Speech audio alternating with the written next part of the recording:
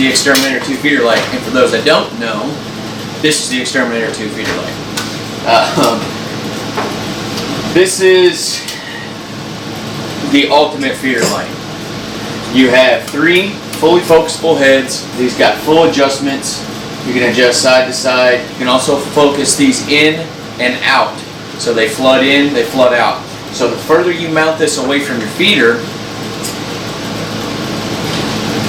the tighter the beam you can make. So you can mount this up to 200 yards away from your feeder. So let's say you have a box blind out at 150 yards and you want to mount it on your feeder, on your box blind, you can, and still light up 12,000 square feet of your feeding area. So inside here you have solar charge controller, which this is powered by a 12-volt battery, which is behind here. You just unscrew these two, you pull this plate out, and your 12-volt battery's back there. This also runs off you have your remote, which works in here. You got low, medium, and high, and then you also have the full remote, which if you just push this one button right here on top, it comes up, and you can bring it up nice and slow, or you can go low, medium, and high. Cool, right?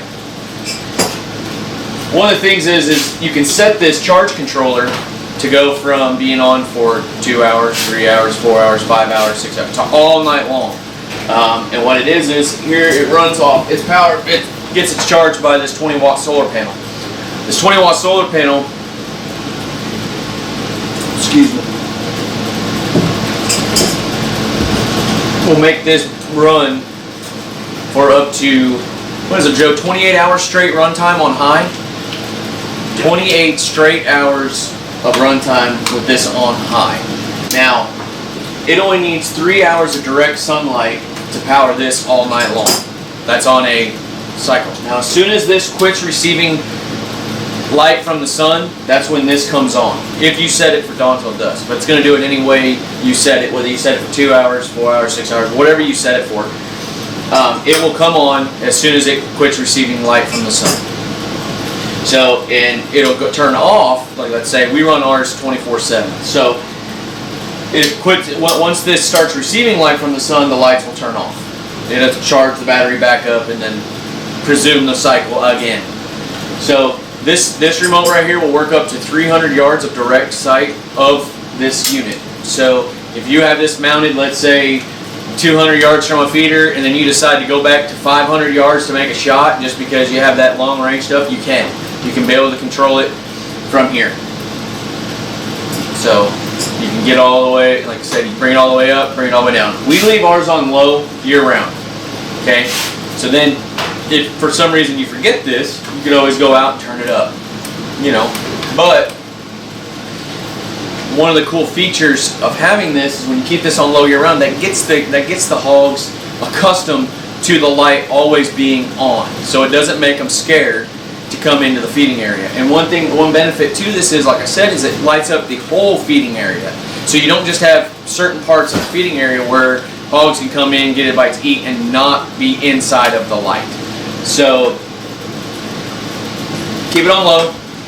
Hogs come in, if you need more light, you can always go medium or even bump it up to high. And then it gives you all the light you need.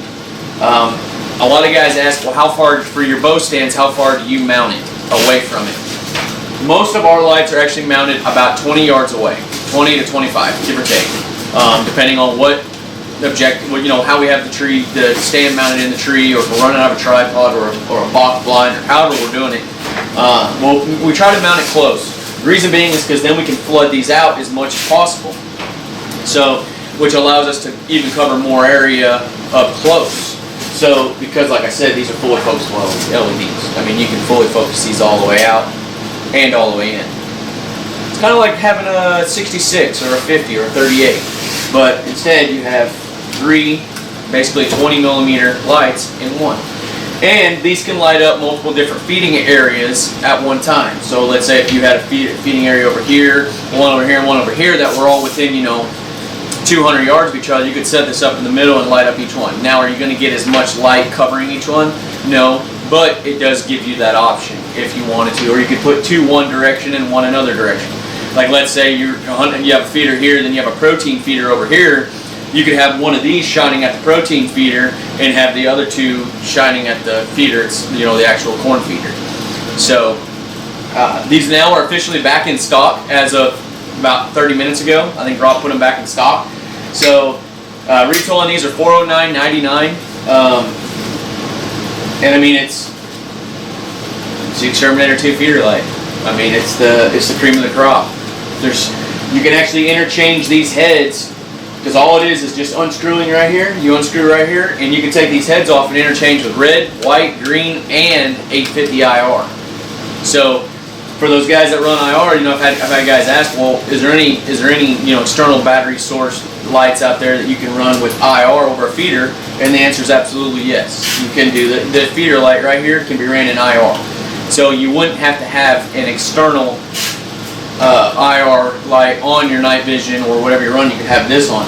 Now, could you still pick that up with red, green, or white? Absolutely. You're still going to pick it up in your night vision. But if you didn't want to have any light or being able to have anybody be able to see where your feeder's at, you could run these in IR and then nobody even know your feeder's there.